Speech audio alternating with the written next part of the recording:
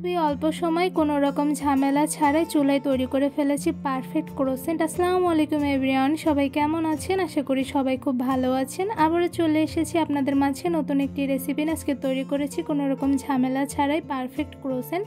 এই ক্রোসেন্টগুলো মাশাআল্লাহ দেখতে যেমন সুন্দর হয়েছে, সাথে কিন্তু খুবই সফট হয়েছে। ওটা সফট করে কিভাবে পারফেক্ট ক্রোসেন্টগুলো চুলায় তৈরি করে ফেলেছি সেই রেসিপিটি আজকে আপনাদের সঙ্গে শেয়ার করবো। আশা করি রেসিপিটি আপনাদের কাছে খুব ভালো এবং সহজ মনে হবে। তো চলুন এই মজাদার ক্রোসেন্ট তৈরির ফুল রেসিপিটি দেখে নেই। চুলায় পারফেক্ট ক্রোসেন্ট তৈরি করার জন্য প্রথমে একটি বোলের মধ্যে নিয়ে নিয়েছি ময়দা। এখানে আমি 1 কাপ পরিমাণ ময়দা নিয়ে নিয়েছি, আর সাথে আমি আরও হাফ কাপের মতো নিয়ে নিয়েছি। আপনাদের পরিমাণ মতো নিয়ে নেবেন। সাথে দিয়ে দিচ্ছি 2 টেবিল চামচ পরিমাণ চিনি। আপনারা চিনির পরিমাণ কিন্তু কমিয়ে বাড়িয়ে দিতে পারবেন। সাথে দিয়ে দিচ্ছি লবণ। এখানে আমি হাফ টেবিল চামচ পরিমাণ লবণ দিয়ে দিচ্ছি। আর দিয়ে দিব ইস্ট। এখানে আমি 1.5 টেবিল চামচের একটু কম পরিমাণ করে ইস্ট দিয়ে দিয়েছি। আর সাথে দিয়ে দিচ্ছি ঘি। এখানে আমি 1 টেবিল চামচ পরিমাণ ঘি দিয়ে দিয়েছি। আপনার চাইলে কিন্তু এখানে তেলও ব্যবহার করতে পারবেন। এবার খুব ভালোভাবে সবগুলো উপকরণ ময়দার সঙ্গে মেখে মিশিয়ে নিব। ময়দার সঙ্গে সবগুলো উপকরণ খুব ভালোভাবে মিশিয়ে নেওয়া হয়ে গিয়েছে। এবার এর মধ্যে দিয়ে দিচ্ছি গরুর লিকুইড দুধ। এখানে উষ্ণ গরম দুধ দিয়ে দিচ্ছি মেজারমেন্ট কাপের হাফ কাপের মতন। এবার সব কিছু খুব ভালোভাবে মেখে একটি সফট ডো তৈরি করে নিব। ক্রোসেন্ট বানানোর সময় ময়দার ডোটা কিন্তু খুব ভালোভাবে মুথে নিতে হবে। ময়দার ডোটা যতটা পরিমাণে সফট করে মুথে নেওয়া হবে, ক্রোসেন্টগুলো কিন্তু ততটাই সফট এবং ফুলকো হবে। এই পর্যায়ে ময়দার ডোটা খুব ভালোভাবে মুথে নেওয়া হয়ে গিয়েছে। এবার এর উপর দিয়ে দিচ্ছি 1 টেবিল চামচ পরিমাণ রান্নার তেল। এবার খুব ভালোভাবে ময়দার ডোর সঙ্গে তেলটা মেখে মিশিয়ে নিচ্ছি। এবার একটি ঢাকনার সাহায্যে ঢেকে 30 মিনিটের মতন রেস্টে রেখে দিব। ময়দার ডোগুলো 30 মিনিটের মতন রেস্টে রেখে দেওয়ার পর দেখতেই পাচ্ছেন অনেকটা পরিমাণে ফুলে গিয়েছে। এ পর্যায়ে ময়দার ডোগুলো খুব ভালোভাবে মুথে 2টা লিচি কেটে নিয়েছি। এখানে আমি মিডিয়াম সাইজ করে 2টা লিচি কেটে নিয়েছি। একটা লিচি দিয়ে আমি রুটি বানাবো, আর একটা লিচি আমি ঢেকে রেখে দিব যাতে ড্রাই হয়ে না যায়। এবার রুটি বানানোর জন্য একটি ফিরের উপরে লিচিটা গোল শেপ করে নিয়েছি, আর সাথে উপরে কিছুটা পরিমাণে ময়দা দিয়ে দিচ্ছি যাতে রুটি বেলার সময় রুটিগুলো নিচে লেগে না যায়। তো এই পর্যায়ে লিচির সঙ্গে ময়দাগুলো খুব ভালোভাবে চেপে চেপে মিশিয়ে নিয়েছি। এবার একটি বেলুনের সাহায্যে গোল শেপ করে একটি রুটি তৈরি করে নিব।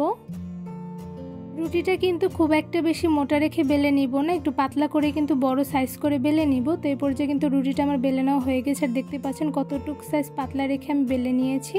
এবার ক্রোসেন্ট তৈরি করার জন্য রুটির মাঝ বরাবর একটি ছুরির সাহায্যে কেটে নিচ্ছি। ছুরির সাহায্যে কেটে নেওয়ার পরে তারও মাঝ বরাবর আমি আবারও কেটে নিচ্ছি। অ্যাকচুয়ালি আমি রুটিটা কিভাবে কেটে নিচ্ছি তা কিন্তু আপনার ভিডিওর মাধ্যমে দেখে বুঝতে পারছেন। রুটিটার চারো সাইডেই সেম সাইজ রেখেই ছুরির সাহায্যে খুব ভালোভাবে কেটে নিচ্ছি। একদম সেম সাইজ করে পুরো রুটিটাই কিন্তু কেটে নেওয়া হয়ে গিয়েছে। এবার নিয়ে নিয়েছি একটি ডিমের কুসুম। ক্রোসেন্টের উপরে দিয়ে দেওয়ার জন্য শুধু একটি কুসুমই কিন্তু নিয়ে নিতে হবে। কুসুমটা আমি ফাটিয়ে নিয়েছি। এবার একটি ব্রাশের সাহায্যে কুসুমটা ব্রাশের সঙ্গে ভরিয়ে আমি রুটির উপরে ব্রাশ করে নিব। রুটির উপরে ডিমের কুসুমটা খুব ভালোভাবে ব্রাশ করে নিয়েছি। এবার একটি ক্রোসেন্ট তৈরি করে নিব। তো এইদিকে আমি ক্রোসেন্টটা কীভাবে তৈরি করে নিচ্ছি তা কিন্তু আপনার ভিডিওর মাধ্যমে দেখেই বুঝতে পেরেছেন। এই তো খুব সহজে আমার একটি ক্রোসেন্ট তৈরি করে নেওয়া হয়ে গিয়েছে। এবার সেম প্রসেসে বাকি ক্রোসেন্টগুলো আমি তৈরি করে নিব। তো এবার সেমভাবে রুটির উপরে আবারও ডিমের কুসুমটা ব্রাশের সাহায্যে ব্রাশ করে নিচ্ছি। রুটির উপরে ডিমের কুসুমটা খুব ভালোভাবে ভরিয়ে নিয়েছি। এবার ভরিয়ে নিয়ে ক্রোসেন্ট তৈরি করলে কিন্তু ক্রোসেন্টগুলো একদমই ছুটবে না। তো এই পর্যায়ে কিন্তু সেমভাবে আরও একটি ক্রোসেন্ট তৈরি করে নেওয়া হয়ে গিয়েছে। এই তো খুব সহজে তৈরি করে ফেলেছি। এবার বাকি রুটিগুলো দিয়ে বাকি ক্রোসেন্টগুলো তৈরি করে নিব। সবগুলো রুটি দিয়ে বাকি ক্রোসেন্টগুলো আমি তৈরি করে নিয়েছি, আর দেখতেই পাচ্ছেন ক্রোসেন্টগুলো কিন্তু একদম পারফেক্টভাবে তৈরি করে ফেলেছি কোনো রকম ঝামেলা ছাড়াই। এবার এই ক্রোসেন্টগুলো আমি ভেজে নিব। ক্রোসেন্ট ভাজার জন্য একটি প্যানের মধ্যে দিয়ে দিচ্ছি পরিমাণ অনুযায়ী তেল। এবার তেল একটু গরম হয়ে আসলে এর মধ্যে একটা একটা করে সবগুলো বানিয়ে রাখা ক্রোসেন্টগুলো দিয়ে দিচ্ছি। ক্রোসেন্ট ভাজার সময় কিন্তু চুলার আঁচটা একদম মিডিয়ামে রেখে ভেজে নিতে হবে। তো এই পর্যায়ে কিন্তু গরম তেলের মধ্যে একটা একটা করে সবগুলো ক্রোসেন্ট দিয়ে দেওয়া হয়ে গিয়েছে। এবার একদম মিডিয়াম আছে সবগুলো ক্রোসেন্ট আমি সময় নিয়ে ভেজে নিব। কিছুক্ষণ মিডিয়াম আছে ক্রোসেন্টগুলো ভেজে নেওয়ার পর দেখতেই পাচ্ছেন একটা সাইড কিন্তু হালকা কালার চলে এসেছে। তো এই পর্যায়ে একটি চামচের সাহায্যে সবগুলো ক্রোসেন্ট একটা একটা করে উল্টে দিচ্ছি। সবগুলো ক্রোসেন্ট একটা একটা করে কিন্তু উল্টে দেওয়া হয়ে গিয়েছে। এবার একদম মিডিয়াম আছে আরও কিছুটা সময় নিয়ে হালকা গোল্ডেন ব্রাউন কালার করে ক্রোসেন্টগুলো ভেজে নিব।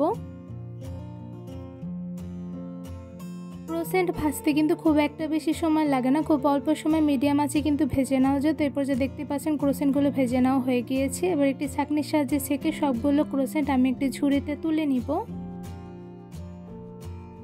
কোনো রকম ঝামেলা ছাড়া খুব সহজেই চুলায় তৈরি করে ফেলেছি পারফেক্ট ক্রোসেন্ট। এই ক্রোসেন্টগুলো তৈরি করা কিন্তু খুবই সহজ। এই ক্রোসেন্টগুলো তৈরি করা যেমন সহজ, সাথে কিন্তু খেতে অসম্ভব মজাদার হয়ে থাকে।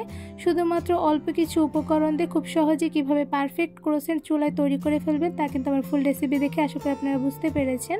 এই মজাদার ক্রোসেন্টগুলো তৈরি করা যেমন সহজ, সাথে কিন্তু খেতে অসম্ভব মজাদার হয়ে থাকে। মজাদার ক্রোসেন্টগুলো মাশাআল্লাহ দেখতে কিন্তু খুবই লোভনীয় হয়েছে, সাথে কিন্তু খুবই সফট হয়েছে। দেখতে পাচ্ছেন কতটা পরিমাণে সফট হয়েছে। আমি একটা ক্রোসেন্ট আপনাদের একটু ভেঙে দেখাচ্ছি। এই তো দেখতেই পাচ্ছেন মাশাআল্লাহ ক্রোসেন্টগুলো কতটা পরিমাণে সফট হয়েছে যে খুব ইজিলি কিন্তু ছুটে গিয়েছে।